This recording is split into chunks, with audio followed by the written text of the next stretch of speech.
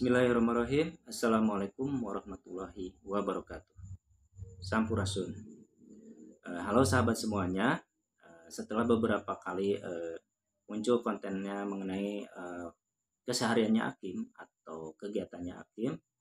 Nah, sekarang saya akan coba berbagi mengenai konsep pendidikan Purwakarta ala Kang Deddy Mulyadi yang dikenal dengan 7 Poe Atikan Dinas Pendidikan Kabupaten Purwakarta.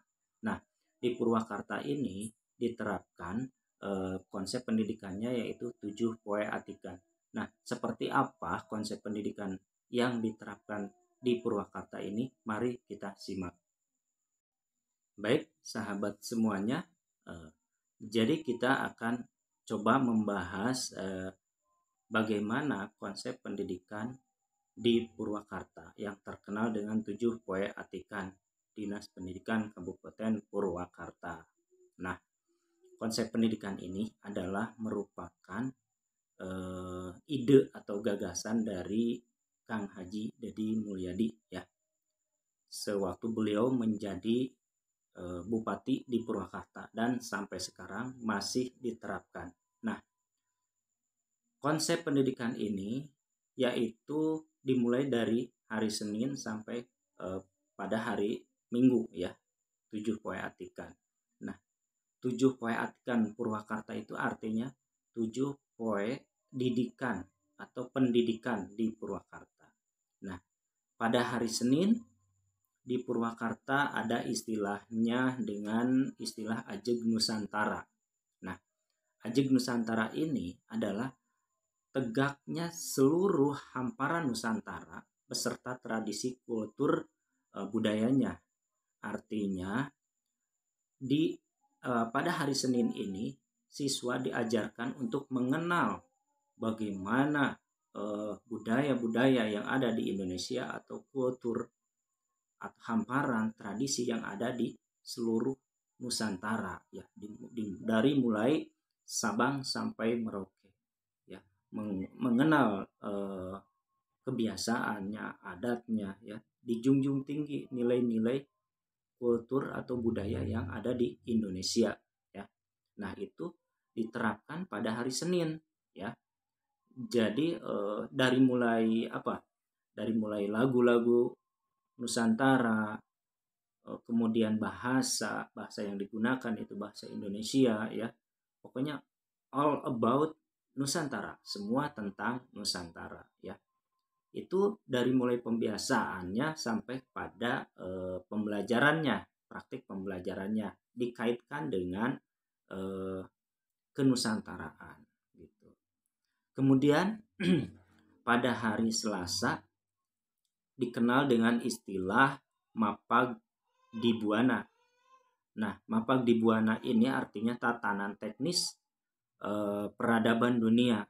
Jadi siswa harus mengenal mengenai peradaban dunia atau istilahnya lebih ke mendunia ya. Berpikir global gitu. Berpikir secara global ya. Artinya apa? Jadi siswa dikenalkan mengenai budaya dunia, mulai dari bahasa Inggris, tidak hanya juga bahasa Inggris ya, bisa juga dengan bahasa Arab, bahasa Jepang kalau bisa ya, bahasa-bahasa yang lain. Kemudian kebudayaan dunia, siswa diajarkan untuk mengenal seluruh kebudayaan dunia ya, lagu-lagu, kemudian mengenal bagaimana negara-negara yang ada di dunia, mengenal bagaimana kultur yang ada di dunia, kebiasaan-kebiasaan yang ada di dunia, dari mulai cara makan, cara bergaul, dan lain sebagainya. Nah, ini diterapkan pada hari Selasa yang disebut dengan Mapag Buana. Jadi diharapkan dalam pembelajaran siswa harus menggunakan bahasa Inggris, pakai bahasa-bahasa asing gitu kan. Nah, ini luar biasa. Nah, itu ada pada hari Selasa. Selanjutnya, nah itulah pada hari Selasa, yaitu lebih berpikir mendunia atau berwawasan dunia ya. Di mana peserta didik harus tahu mengenai dunia ya, mengenai wawasan-wawasan yang ada di seluruh dunia. Nah, dikenalkan kepada peserta didik ya, dimulai dari pembiasaan sampai pada pembelajarannya dan bahasanya.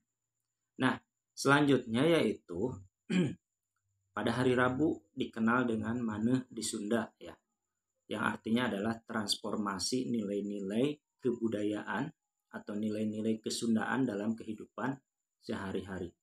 Nah, bagaimana dalam praktek pembelajarannya?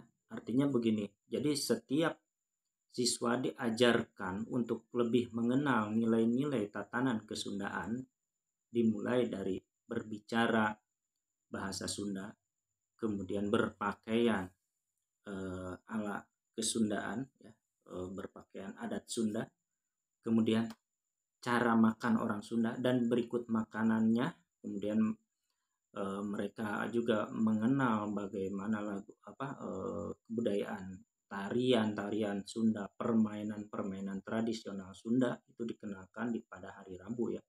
Kemudian lagu-lagu Sunda juga ya, diajarkan dalam pembiasaan. Biasanya kalau saya dilakukan di sekolah itu pagi-pagi siswa itu berkumpul di lapangan. Kita mengenalkan beberapa lagu pupuh ya, kemudian aksara Sunda juga ya. Kemudian setelah itu siswa dibiarkan untuk mencoba permainan tradisional Sunda, dimulai dari egrang, kemudian ada congklak, ada lagi loncat tinggi, ada lagi boy-boyan, dan sonlah, dan masih banyak lagi. Nah, itu kita di sekolah saya itu dipraktekkan. Kemudian gurunya juga dalam mengajar mereka menggunakan bahasa Sunda, itu khusus pada hari Rabu. Selanjutnya pada hari Kamis, yaitu dikenal dengan istilah nyanding wawangi.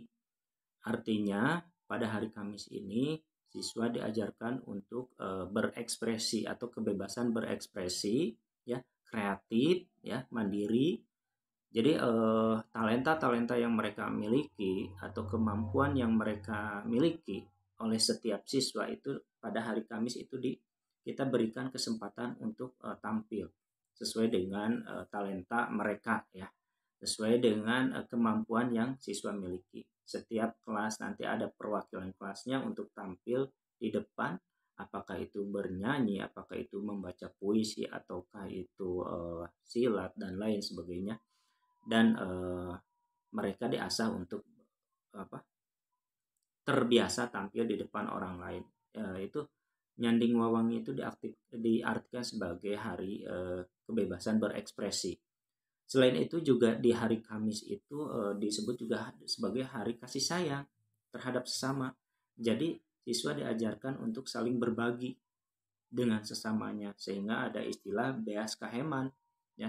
Beas kaheman ini tujuannya adalah siswa diajarkan untuk peduli terhadap sesamanya, terhadap temannya yang kurang mampu.